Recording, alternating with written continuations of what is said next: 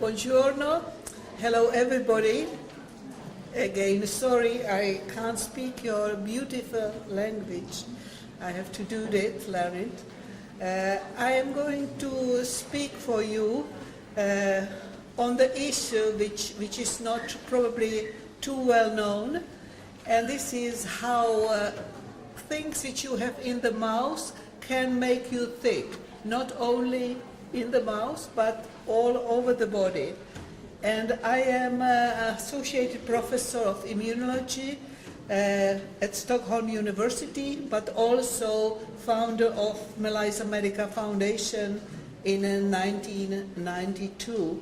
And I will speak a lot about the special test, MELISA test, which we have developed at Astra Pharmaceutical, originally for diagnosis of drug allergy, but now we are using it for diagnosis of allergy to metals and other environmental pollutants. This doesn't go this way, this way. Yes. So you might or you might not know that metals are ubiquitous and they are hidden, for example, in pills which you are taking. So if you have depression and you have been ordered by your doctor to take antidepressive drugs, they might contain titanium dioxide, which is a white pigment, or iron dioxide. Both of these are not innocent. Excuse me, please be silent. You're disturbing the discussion. These pigments are not innocent because chemically they are very reactive. They are called so-called transition metals, and they generate free radicals, and they can decrease your antioxidants pools. So this is medicines. Cosmetics, which makes women beautiful, again, can be full of harmful things like cadmium, lead, mercury, which is used as a preservative. Foodstuff is full as well, unfortunately. I will speak more about it. Smoking and body implants. So here it is a little bit in more. If you eat a delicious cake, you are presented with gold, and gold again is not inert, and I will speak about it, how you can be sensitized, allergic to gold, and this is mainly again due to dental fillings, gold crowns and bridges, especially in metal-bound porcelain. And as you see, it's self-explanatory. Wine, which is so beautiful, used to be prepared in wooden barrels. Now what happens was that instead wood, we have a stainless steel barrel, meaning that if you have acid wine, the corrosion of the metals will go into the wine, and analysis of wine shows that it might have very high contents of nickel, chromium, cobalt, and other things. Not good for your health. Shellfish or fish can be polluted with not only methyl mercury but also with cadmium and arsenic. Regarding allergy or hypersensitivity to metals, there are no antibodies in the serum. So if somebody thinks that if MCS patients or CFS has no IgEs, that means there is nothing wrong with immune system, this is completely wrong. Because there is a big part of immune system which does not go towards antibodies, which stops at T cells and other defense, and this so-called delay type or cellular hypersensitivity will not appear immediately. That means the person will not get an itching or get anaphylaxis, but it's hideous because it comes later, 2 days later. So the patient usually does not connect it, for example, with the visit by the dentist. So they are basically two approaches how to diagnose this hidden allergy, you can say, very devious hidden allergy. And this is, one is a domain of dermatologists. That's why I'm so happy that Ludmila is one of them. Professor Paolo Pigato, which is current president of Italian Society for Allergology and Dermatology, is my dear friend and co-worker together with Gianpaolo Gucci, a dentist which you will listen to. So they are very, very aware of this, that dermatology and allergology both can actually embrace this type of hidden allergy, which usually people do not know much about. There is another way how you can look on this type of allergy, if it's there or not, and this is shown down on the slides when there is written something which looks like a daughter name, which is called MELISA. And MELISA, it's a short name, shortage, or so-called acronym for memory lymphocytes immunostimulation assay, meaning that with the blood cells you are looking on lymphocytes which you then present or expose to different suspect allergens.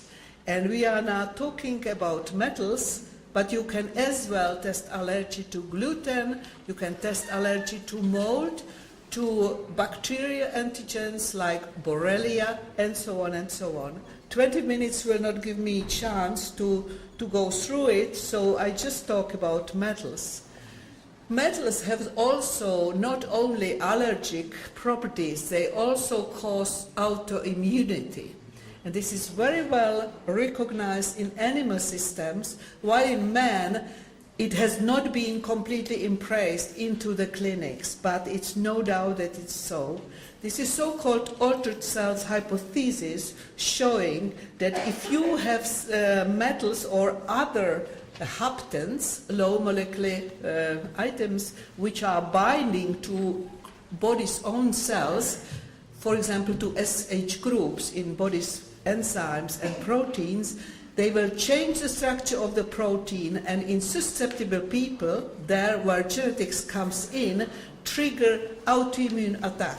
And in this type, for example, neurons or other cells will be killed. This leads to autoimmunity. And this is physicochemical explanation. Why is that? And all these, you see the Mendeleev system, and you see that all these green atoms are actually the ones which are so-called transition metals. Transition means that they have just one single electron in outer orbit, and as you know, electrons goes always in pairs, meaning that these, and you see the titanium, you see nickel, you see palladium, you see gold, you see mercury, they all are there. They are very reactive, they bind to your proteins, and by this, if you are unlucky, they will trigger autoimmune response. This is from our study, which has been published in 1999 on 3,000 patients with CSF, chronic fatigue, compared to 160 healthy ones. And the most frequent responses on their lymphocytes, so that means the presence of T cells, were to nickel, followed by palladium, gold, inorganic mercury, and phenylmercury.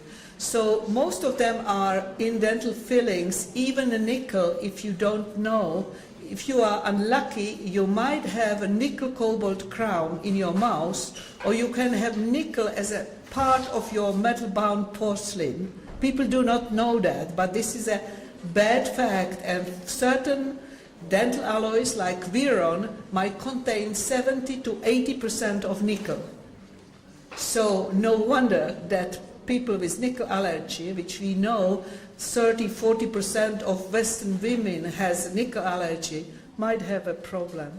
Where is phenylmercury coming from? And don't be fooled, there is no cross-reaction on the immune side between different mercury compounds. This is Professor Santucci in Roma did excellent work years ago showing by patch testing that, for example, inorganic mercury and phenylmercury and inorganic mercury and thimerosal will not cross-react. So that means you need to measure 4 different mercury compounds to be able to pick it up. It is used as antibiotics, it's in eye drops, in nose drops, and so on. So this is just highly significant differences in this old study since 1999, and you see the leads is really looking into the dental part as the most important part. We not only did that we did diagnosis, we also found that after the removal of dental fillings by experienced dentists, over 70 up to 80% of these chronically ill patients recovered. And they actually recovered long term, their responses went down, they became healthy, more or less healthy, and interestingly enough, by laboratory findings, by repeating this test on the blood cells, you could find out downregulation of the responses to metals in these healthy people. So why is fatigue so frequent in majority of chronic diseases? Well, it's simply because inflammation is not only, we were talking about here, native or non-specific. There is also a specific inflammation triggered by different triggers, among other metals, but I also mentioned bacteria toxins, viruses, mold, etc., etc.